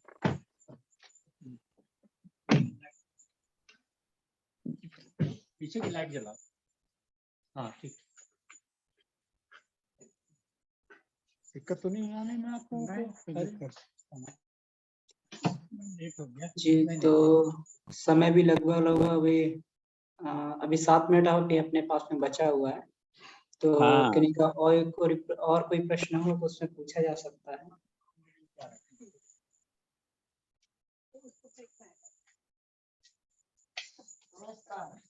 जी जी प्रणाम।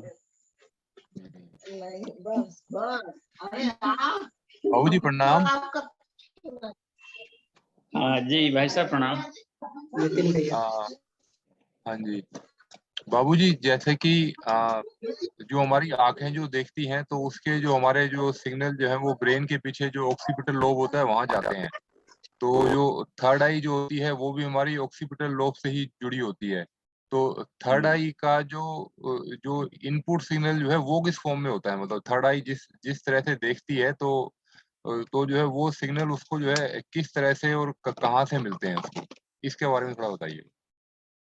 देखिए थर्ड आई का सिग्नल एक तो जैसे मान लीजिए कि हम लोग इस आंख से देखें, जो आंखें वो काम कर रही है, तो इसमें इसको लाइट में जला दें जी।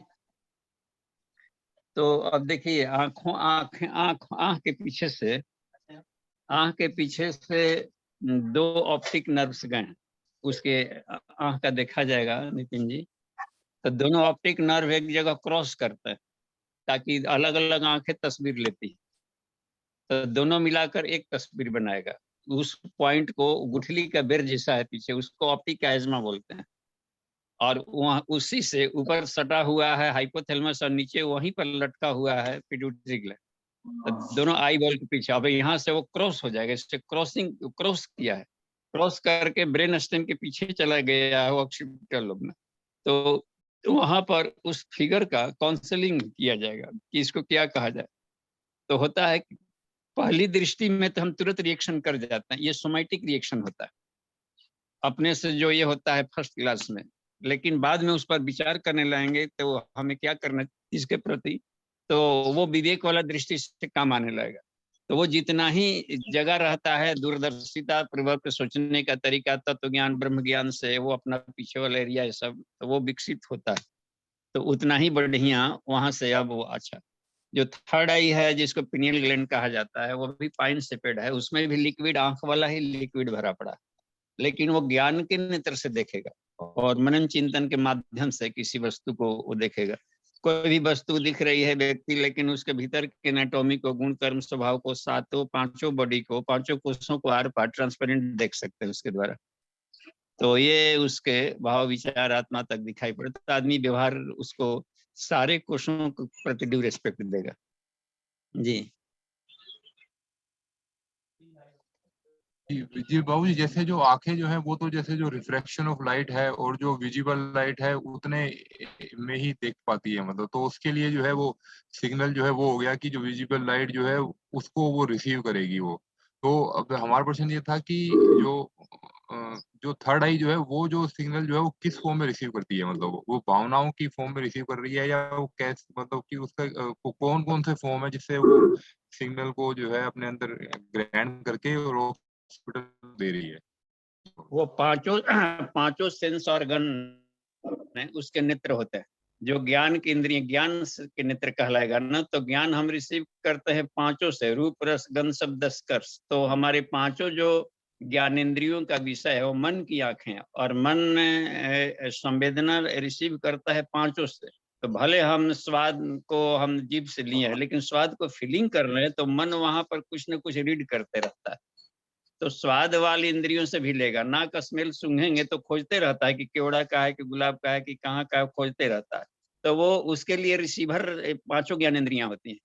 और ये आंखें तो रिसीवर हुई, लेकिन ये वायर जा करके जहाँ पर न्यूरॉन्स लगे हुए हैं, तो न्यूरॉन्स तो माइंड है, वो जा करके पता लगाता है। तो मन माध्यम बनाता है, न्यूरॉन्स को माध्यम बना लेता है।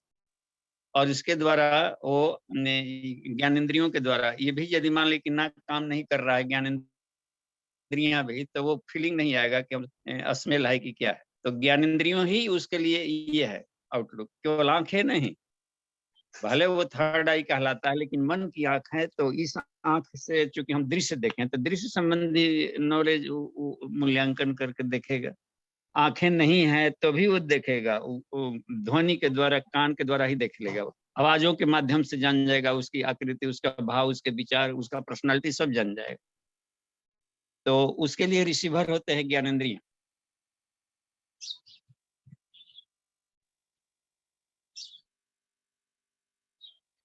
कुछ स्पष्ट हो रहा है नितिन जी?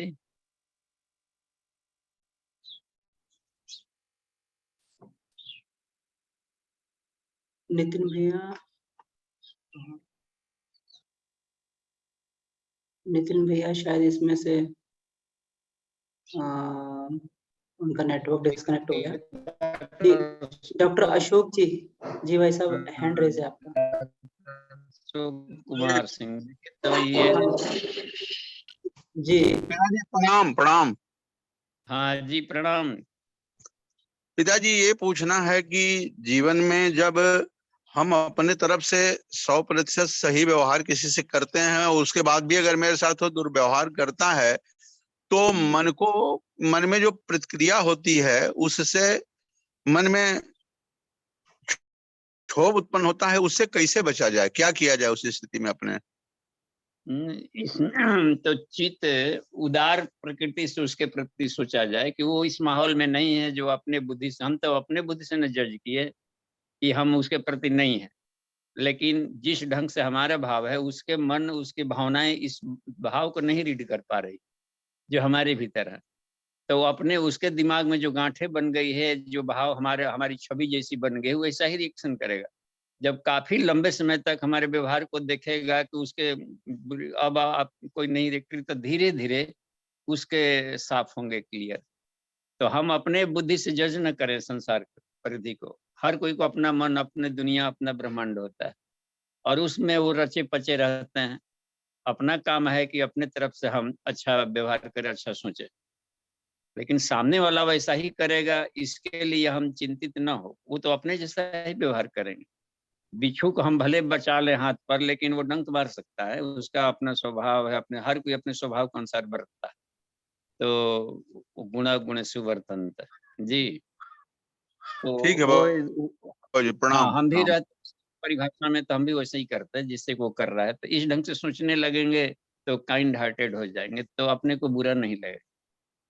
वो तो एक व्यवहार है ना, हर कोई अपना ढंग का व्यवहार करेगा। हम जैसा चाहेंगे वैसा कोई नहीं कर सकता व्यवहार, वो अपने जैसा करेंगे, अपने बुद्धि से। वो अपने दिमाग में क्या इमेज बना रखे हैं हमारे प्रति, संसार के प्रति, वैसे वो व्यवहार करेंगे। जी जी बाबू जी, प्रणाम। जी बाबू जी, समय हो गया है। एक प्रश्न है, उसको शीघ्रता से पढ़ देते हैं। हाँ, सूर्य पढ़िए। कुशवाहा जी का प्रश्न है। प्रणाम पिताजी, जैसे 2 घंटे रोज देने पर 10 साल में आत्म साक्षात्कार कुंडलनी जागरण कर सकते हैं, तो जल्द से जल्द हमें ईश्वर प्राप्ति करनी हो तो कौन सा मार्ग है? जुनून, जिसको जिज्ञासा कहते हैं, वो जुनून होना चाहिए हमें। जुनून होगा तो 10 साल का, 5 साल में, एक दिन में आदमी पा लेगा। देखते हैं ना, श्री फरहाद था तो एक ही दिन में रातों रात में कोड़ दिया पहाड़ को, उसमें से नहर निकाल दिया। वो जुनून पर निर्भर करता है कि अपना वो करने का। नहीं तो जुनून ना हो तो मान ले कि 10 किलोमीटर अपने हाथ में क्लच गियर स्पीड है, चींटियों के चाल से चल रहे हैं, तो हो सकता है कि अगले जन्म में 10 साल क्या हो, तो 10 जन्म भी नहीं पूरा करेगा। तो अपने ऊपर रहता है समर्पण, उपासना समर्पण योग है। हम ईश्वर के प्रति कितना समर्पण हुए, अपने आप को, अपने दोष दुर्गुणों को हटाने के प्रति कितना जुनून पैदा हुआ, अच्छे गुणों को धारण करने के प्रति कितना हुआ, लोक सेवा के प्रति कितना हुआ हमारा, तो इस पर निर्भर करता है। अब हम ही को लीजिए, जुनून सवार हो गया तो हम कम से कम प्रतिदिन नहीं तो 10 घंटा पढ़ते थे। जैसे तैयारी किया जाता है आईएएस का, उस स्तर से इसे आत्मिकी के बारे में स्टडी करने लगे। सारे इंडियन फिलोसफी का, वेदों का, उपनिषदों का मंथन करते थे कि कहाँ कहाँ आत्मिकी वाला चीज है। कहीं से भी उसका साइंटिफिक विवेचना करना, प्रैक्टिकल करना, अपने लेबोरेटरी बना दी अपने आप को, एक भूत सवार हो गया था सर। तो इस पर निर्भर करता है कि तीव्र संवेगा नाम तत्सनिधौ, जो उसका है कि वो संवेग तीव्र होगा उसके प्रति, तो वो लाभ मिल जाएगा। यमेव शिवृणते तेन लभ्यस्य। जी ठीक है, धन्यवाद। शांति पाठ किया जा सकता है अमन जी। जी प्रणाम, जी कल मिलते हैं।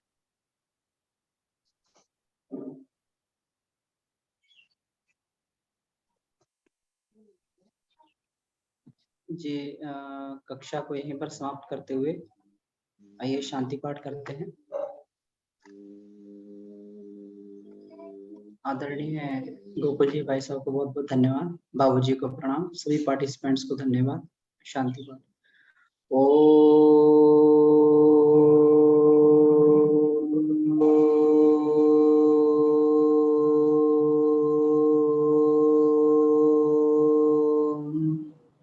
शांति शांति शांति। समाप्त।